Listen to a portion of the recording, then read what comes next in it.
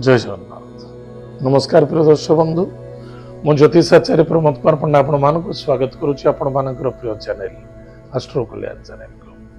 प्रिय दर्शक बंधु, जो व्यक्ति मानक तो चैनल को देखुंते सब्सक्राइब करना सब्सक्राइब करंतु, लाइक करंतु, अधिक अधिक शेयर करंतु अन्य जन हित पाए।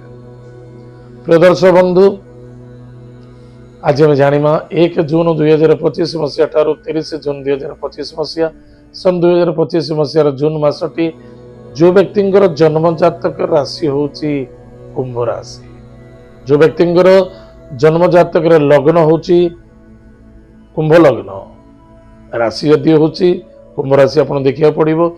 जो व्यक्ति राशि जहाँ भी ना था ना कहीं आप लग्न होची कुंभ लग्न निश्चित रूप देखा आवश्यकता अच्छे।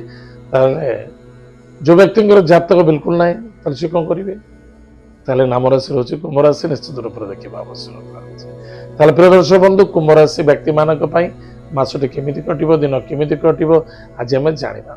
प्रथमतः जाना कुंभ राशि बर्तमान अच्छा किए ना राहु केतु को स्थान अच्छा सिंह राशि। कुंभ राशि ठारू सिंह राशि हूँ सप्तम भाव। निश्चित रूप से उक्त स्थान में किए अच्छा ना केतु।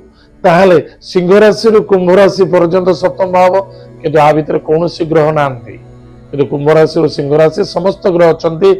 निमित्त कुंभ राशि व्यक्ति मानक एतद व्यतीत सिंह राशि व्यक्ति मानक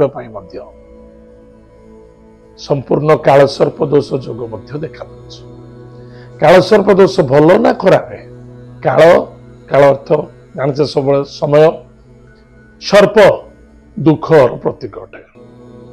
सर्प के सुखर प्रतीक नुहे, स्वप्न अलगा किंतु ये जिन अलगा है सकाशे कालसर्प दोष देखा देता है। जो व्यक्ति मानक ग्रह कुंडली देव जदि कौन भी व्यक्ति हूँ राशि कुंभ राशि हो कुंभ लग्न हो सिंह लग्न हो सिंह राशि हो ए समय मन रखि दरकार। निश्चित रूप से घातक प्रतिघातक देखा दब, सर्प दंशन देखा दब, पीड़ा दंशन देखा दब। प्रिय दर्शक बंधु, निश्चित रूप से सावधान रहा अत्यंत आवश्यकता। एतद व्यतीत ए मासरे स्वास्थ्य प्रति टे ध्यान देवे, कुटुंब परिवार आनंद उठेबे, कौन सी विवाह मांगल्य कार्य योगदान देवे, अर्थनैतिक क्षेत्र में उन्नति देखा दब, कौन सी अवनति ना।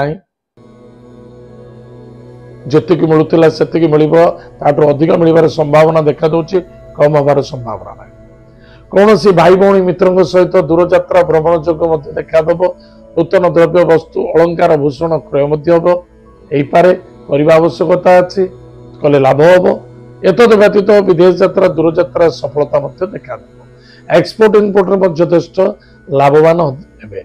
गृह कार्य किसी घर काम करने को चाहते बा घर को डेकोरेटिंग करने को चाहते, गृह निर्माण करने को चाहते, गृह को परचेस करने को चाहते, जमी क्रय करने को चाहते, ताहले यथेष्ट शुभ समय अच्छी आपण करें ताहा सफलता देखा दब। विद्यार्थी विद्या क्षेत्र में सफलता अर्जन करेंगे, लव मैटर सफलता देखा दब। कौन सी क्षेत्र धन निवेश इन्वेस्टमेंट करुँच लाभ रे बिजनेस जदि करुँच। एतद व्यतीत लव मैटर सफलता देखा दब। चतुरता आपण कौन सी भी कार्य करुँच टाइम टेबुल टिके मेंटेन करने अत्यंत आवश्यकता अच्छी।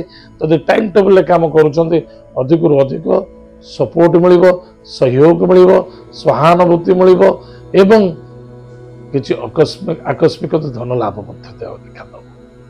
बहुत पिला माने अछंती विवाह निमित्त विलंब देखा जाउतला, हेई पारु नथिला, समय पड़ी आपण विवाह जोग खोली जाइए। निश्चित रूप से आपण ट्रायल करंतु, आपण मध्य लाभ मिल। विवाह दाम्पत्य जीवन आनंद सुख देखा दब। उधारी कर्ज विशेष करने उचित नुहे।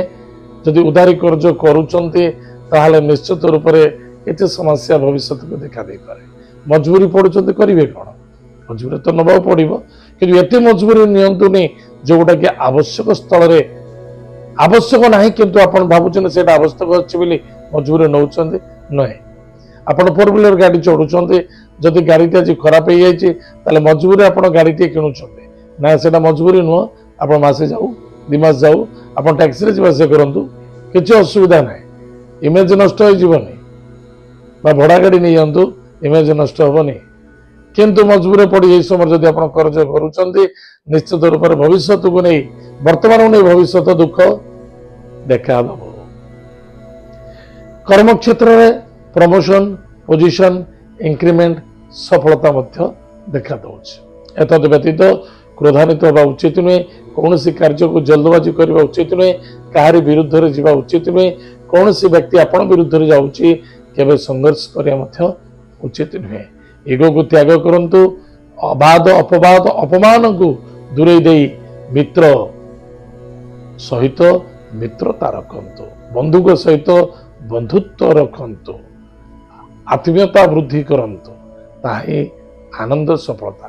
ଗତସ୍ୟ ସୂଚନା ନାସ୍ତି, ଯାହା ହେଇଯାଇଛି ତାକୁ ଭୁଲି ଯାଆନ୍ତୁ, କାରଣ ରାଶି ଆପଣଙ୍କର କୁମ୍ଭ ରାଶି।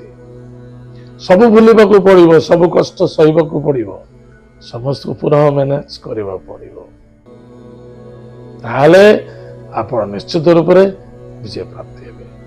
ସ୍ୱାସ୍ଥ୍ୟ ପ୍ରତି ଟିକେ ଧ୍ୟାନ ରଖନ୍ତୁ। ତାହେଲେ ପ୍ରିୟ ଦର୍ଶକ ବନ୍ଧୁ, ପ୍ରତିକାର କ'ଣ କରିବା? ପ୍ରତ୍ୟେକ ଦିନ ପ୍ରାତଃ ସମୟରେ ସ୍ନାନାଦି କାର୍ଯ୍ୟ ସାରି ମହାଦେବଙ୍କୁ ଜଳଦାନ କରିବା। ଯଦି ଜଳ ନାହିଁ, ମହାଦେବ ପାଖରେ ନାହାନ୍ତି, ତାହେଲେ ଆମେ କ'ଣ କରିବା? ଓମ୍ ନମଃ ଶିବାୟ, ଏହି ମନ୍ତ୍ରକୁ 108 ଥର ଜପ କରିବା। ଓମ୍ ନମଃ ଶିବାୟ, ଏହି ମନ୍ତ୍ରକୁ 108 ଥର ଜପ କରିବା। ପ୍ରତ୍ୟେକ ମଙ୍ଗଳବାର, ଶନିବାର ଦିନ ହନୁମାନ ବଜ୍ରବାଣ ସ୍ତୋତ୍ର ପାଠ କରିବା। ପ୍ରତ୍ୟେକ ଦିନ ହନୁମାନ ଚାଳିଶା ପାଠ କରିବା। ନିଶ୍ଚିତ ରୂପରେ ଆପଣ ମଙ୍ଗଳ ହେବ, ସଫଳତା ମଧ୍ୟ ଦେଖାଦେବ। ପ୍ରିୟ ଦର୍ଶକ ବନ୍ଧୁ, ଏତ ଥିଲା କୁମ୍ଭ ରାଶି ବ୍ୟକ୍ତିମାନଙ୍କ ପାଇଁ ମାସିକ ରାଶିଫଳ। ଆଜି ତ ସମୟ ଯାଇଛି, କାର୍ଯ୍ୟକ୍ରମକୁ ଆମେ ଏଇଠି ରଖୁଛୁ। ପୁଣି ଦେଖା ଆଗାମୀ ମଧ୍ୟରେ। ଜୟ ଜଗନ୍ନାଥ, ନମସ୍କାର।